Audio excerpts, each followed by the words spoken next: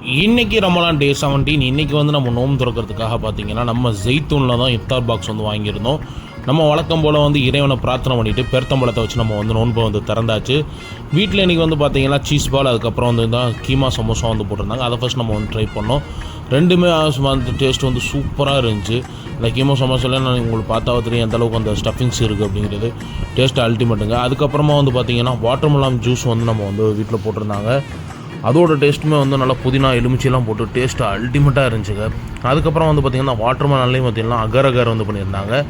அதுவுமே வந்து டேஸ்ட்டு வந்து நல்லா சாஃப்டாக சாப்பிட்றதுக்கு அவ்வளோ டேஸ்ட்டாக இருந்துச்சுங்க. நீங்களே பார்த்தீங்கன்னா அந்த ஸ்ட்ரெச்சர் தெரியும், சாப்பிட்றதுக்கு அவ்வளோ டேஸ்ட்டு. அதுக்கப்புறமா வந்து பார்த்திங்கன்னா நம்ம இஃப்தார் பாக்ஸ் வந்து ஓப்பன் பண்ணியாச்சு. அன்பாக்சிங் பண்ணுறாப்புல உள்ளே வந்து பார்த்திங்கன்னா ஒரு மெனு கார்டு, அதுக்கப்புறம் ஒரு பிளேட் வந்து வச்சுருந்தாங்க.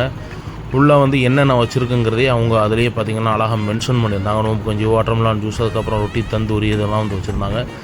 நான் அதுக்கப்புறம் வந்து பார்த்திங்கன்னா சாப்பிட்றதுக்கு ஸ்பூனுமே வந்து பார்த்திங்கன்னா வச்சுருந்தாங்க. நம்ம ஃபஸ்ட்டு வந்து பிரியாணி வந்து டேஸ்ட் பண்ணலாம்னு சொல்லிட்டு எடுத்து பார்த்தோம். மட்டன் நல்லா சாஃப்டாக குக் ஆகிருந்துச்சு. ஆனால் பிரியாணியோட டேஸ்ட் வந்து பார்த்திங்கன்னா ஆவரேஜாக தான் இருந்துச்சு.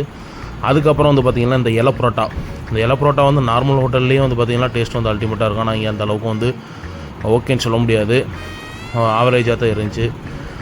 நம்ம அதுக்கப்புறமா வந்து பார்த்திங்கன்னா ஹலீம் வந்து ட்ரை பண்ணியிருந்தோம். ஹலீமில் அந்த லெமன்லாம் ஊற்றி அப்படியே நம்ம வந்து அதை வந்து எடுத்து சாப்பிட்டு பார்த்தோம். ஹலீமோட டேஸ்ட் வந்து சூப்பராக இருந்துச்சுங்க.